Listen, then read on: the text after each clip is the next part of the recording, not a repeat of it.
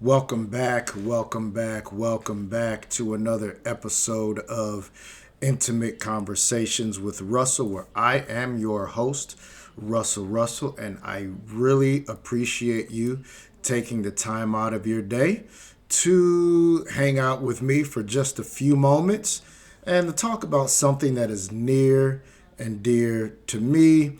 And hopefully, by the end of this conversation, it will be near and dear to you, and it will also provide you with some skills and tools that you can take away to start practicing self care today, or for you to continue on your self care journey and enhance it a little bit with some new ideas.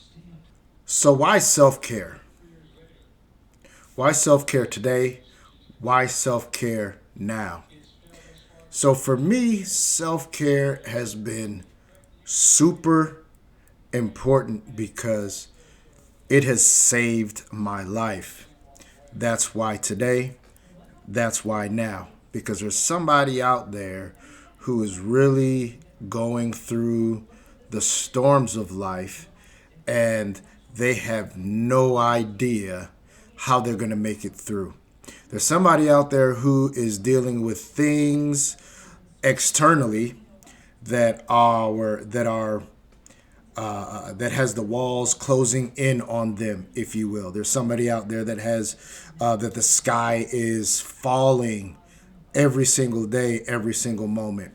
And I really wanted to talk about self care today because that was me. That was me. I was struggling. I was dealing with things in life that I thought were outside of my control, even though they were things that really impacted my mental, my emotional and my spiritual well-being. They were external things that were going on, and they were really adding more and more weight to my shoulders, and so it really made life hard for me for a really long time. And why self care now?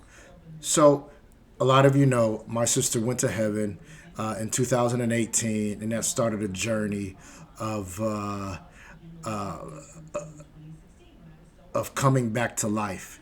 And for me, in order for me to get to the place that I am now, and which I would consider I'm living again, I had to really go to the deepest, darkest, most disparaging places emotionally and spiritually. I had to do a lot of doubting God. I had to do a lot of, and I don't want to say I had to do that. I did that because I wasn't taking care of myself and I was grieving.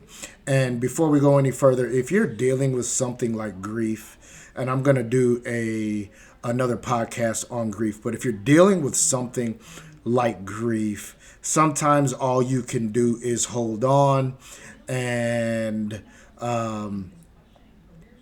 self care can help you do that.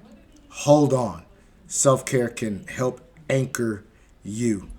And so for me, self care really allowed me to pinpoint the things that were happening inside of me, which made me a miserable person, a sad person, a depressed person, even a suicidal person.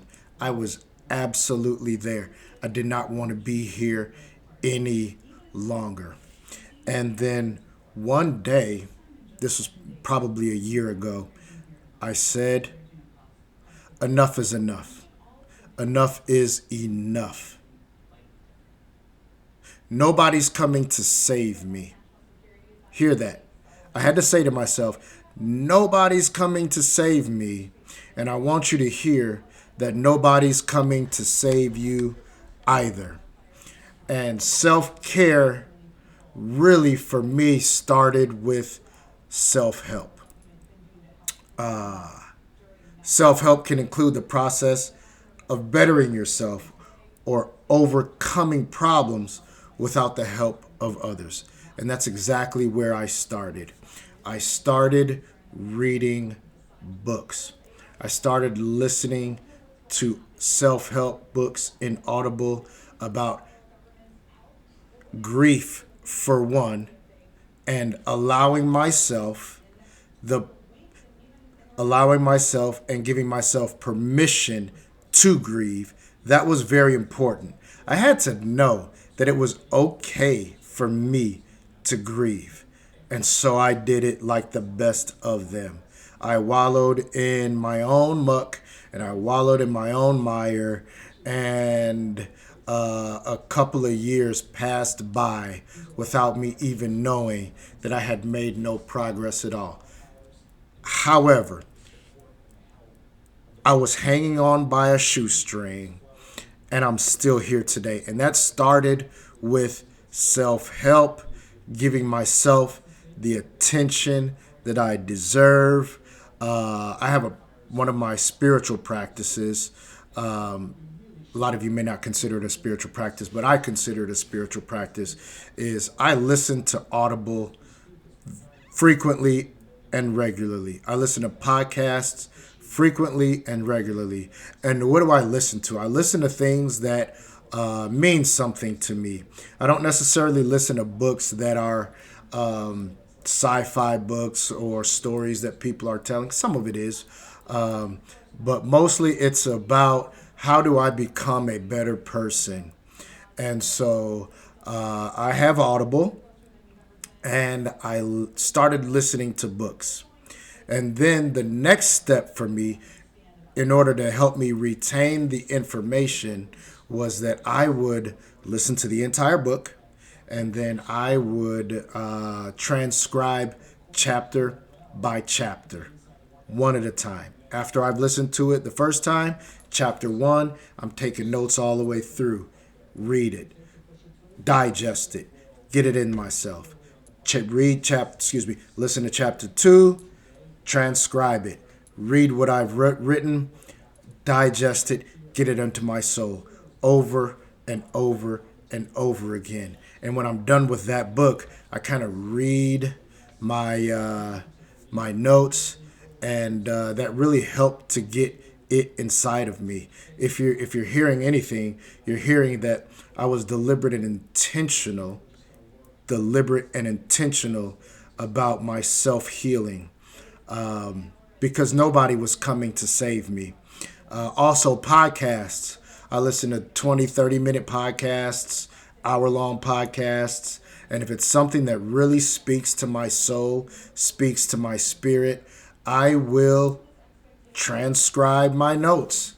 Let me say that differently. I will take notes, and then I'll read them and reread them and reread them until they become part of who I am.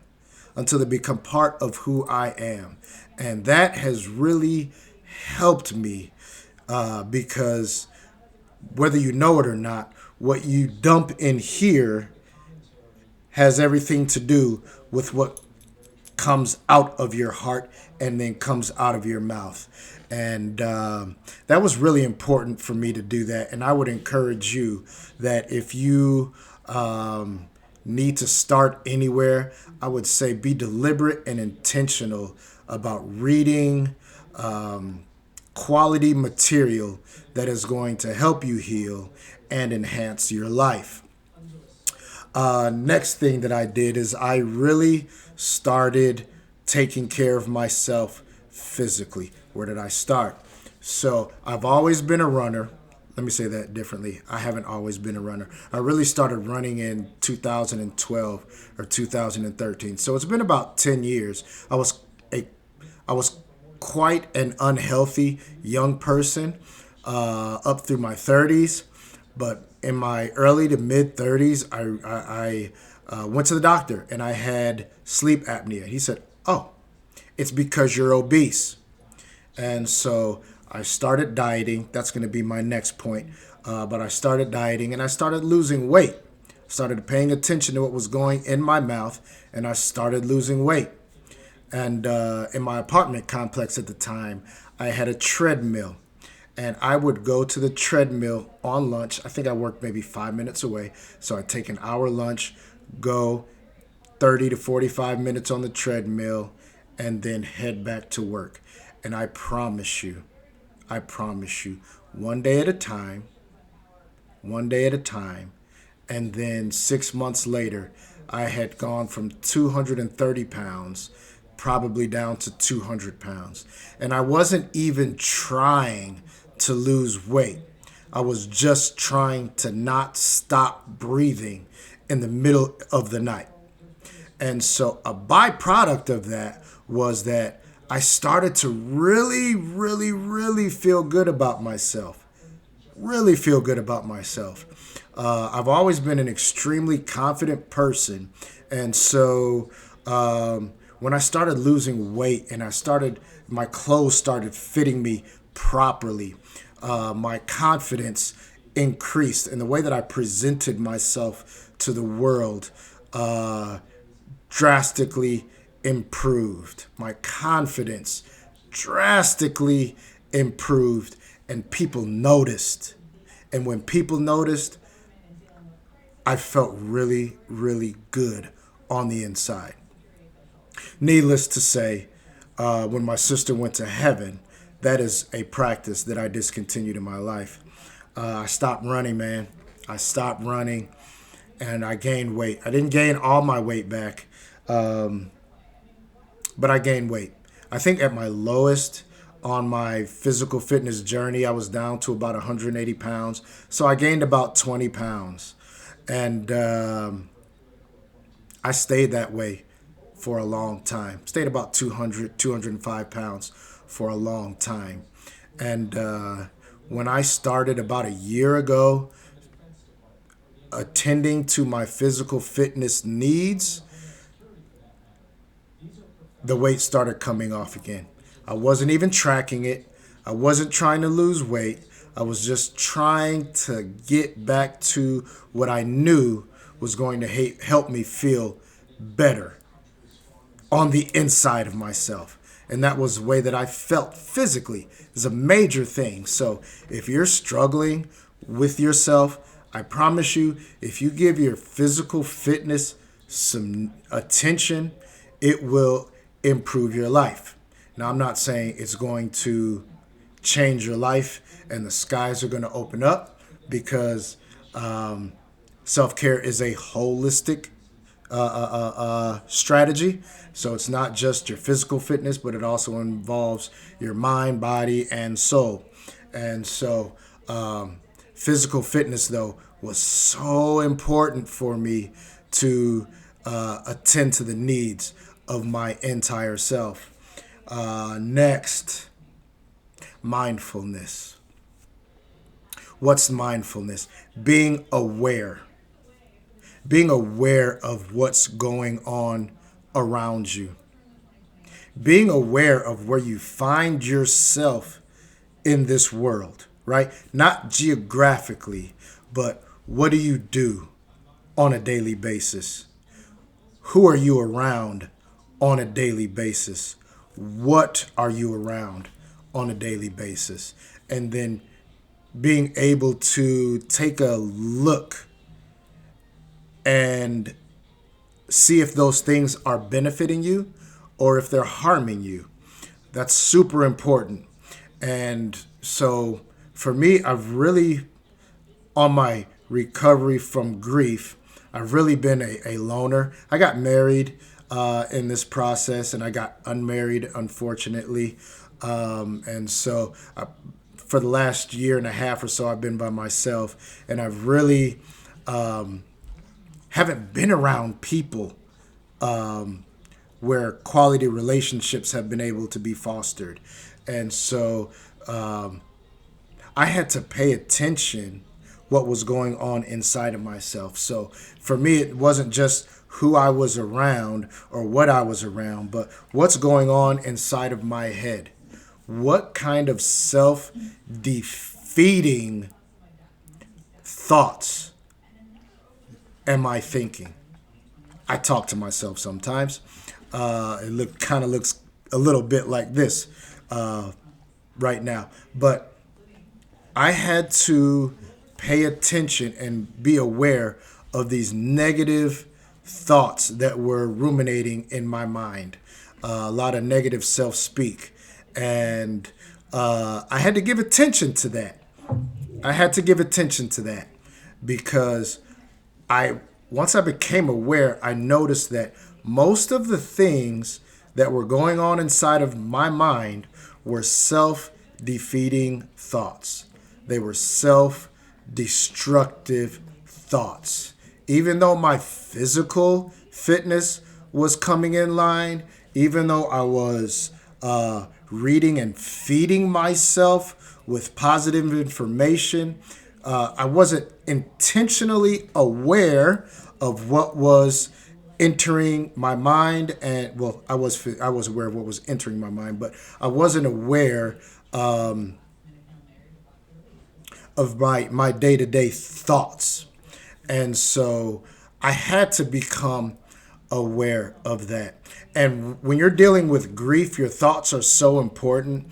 One of the books that I was listening to was Breaking the Habit of Being Yourself by Dr. Joe Dispenza. And in this book, he helped me to realize that our physical body does not know the difference between a traumatic event happening in your life or you reviewing that traumatic event in your life. Our body's response is going to be the same. And so I had to ask myself, man, Russell, you are physically getting more fit. Your endurance is up. You're getting stronger. Russell, you're dumping more positive things into your mind. But these negative things are still inside of my head, and it's still having a psychosomatic response in my body where I was anxiety ridden.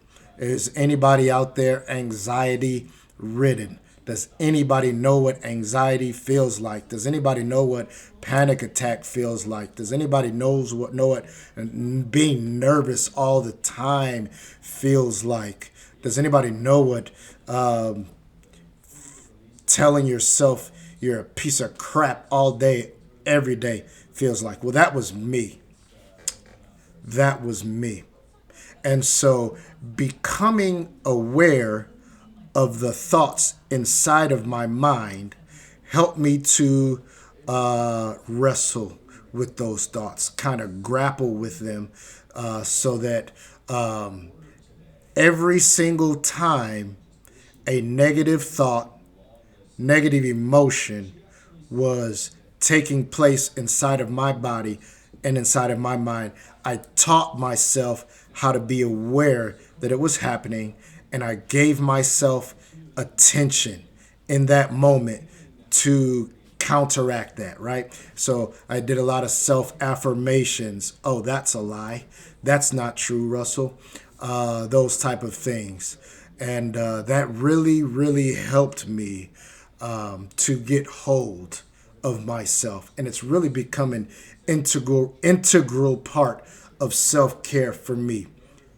Mindfulness, being aware of what's going on inside of you and what's going on the outside of you, and understanding how that impacts your life in a minute to minute, moment to moment, hour to hour, and day to day impact. How does that impact you in those ways? So that really got me on the journey to healing, and the next thing that was really important to me was spiritual self-care. Spiritual self-care. So I am a person that has a strong, extensive background in organized religion, and it was really a part of my life coming up all the way through my sister's death. So much so that I was pursuing a vocation in ministry so that I could help others in their spiritual walk. And all the while, me trying to help others in their spiritual walk. For me, my religious behaviors kind of became routine and just a way of life, as opposed to something that's deep down in my spirit. And I heard a preacher say one day, actually T.D. Jakes said it, he's one of my favorite preachers. He said, "It is possible to feed other people but starve to death yourself." Let me say that again. It is possible to feed other people but starve to death yourself. And so towards the end of my ministry career, I was feeding other people but starving to death myself. I became a resource for a lot of people, a lot of young people, a lot of my peers, and I was able to give them solid, sound advice on what they should do in their own life, but I was unable to really attend to my own needs. And so let me fast forward until about a year. There's a lot that happened in between then. But when I really started attending to my spiritual needs, my inner man, my inner person, my life really changed. My faith changed. My belief in my connection to divinity changed. I've always believed that we were extensions of the divine, but now I can walk in it. Now I can embody it. Now I can embrace it. And so attending to my spiritual needs was so important. And how did I do that? Man, that was a struggle. It was a struggle. I joined, I don't want to say joined because I didn't join. I attended many churches just to see if there was something out there that could help me on the inside. And I was unsuccessful at that. And I'm sorry if you hear that noise in the background. That's my dog coughing up a fur ball or something. But back to what I was saying. I began meditating. My ex-wife is deep into yoga, and she really modeled and embodied what it is to embrace spiritual self-care. And so I kind of modeled my strategy after hers, which is yoga and meditating. And when I started meditating, when I started listening to what was going on inside of me, and then when I began to just empty my mind and just be able to live in the moment and just enjoy being alive, that really helped me spiritually, and it enhanced, no, it strengthened my bond with God, with the divine, with the universe. Whatever language you want to use, I don't care. For me, it strengthened my relationship with God because I really understood that I am an extension of God and I can live that out. I can live that out.